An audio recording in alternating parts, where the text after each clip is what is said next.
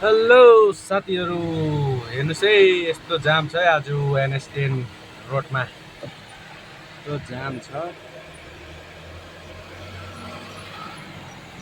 2 दिन पानी परेको यस्तो छ हालत।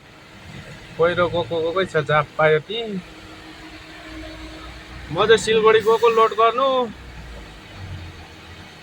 गरमले मर्नु आँटिसक्यो गरम।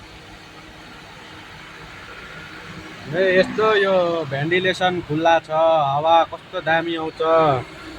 अन्त यहाँ दुधु एउटा कुलर चलिरहेको छ, यता फ्यान पनि चलिरहेको छ, तै पनि यस्तो गरम भइरहेछ कि।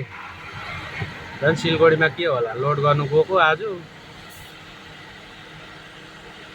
जाम त्यतिकै, कहिले पुग्नु। आज सिलगढी पुग्दा अहिले कति 2:30 भइहाल्यो, सिलगढी पुग्दा 6 बज्ने रहेछ। लोड सोड गर्दा ओर्दा बेलुका 12 बज्ने रहेछ निक्लिँदा चाहिँ। यस्तो छ आज। ल त साथी, आज यति नै।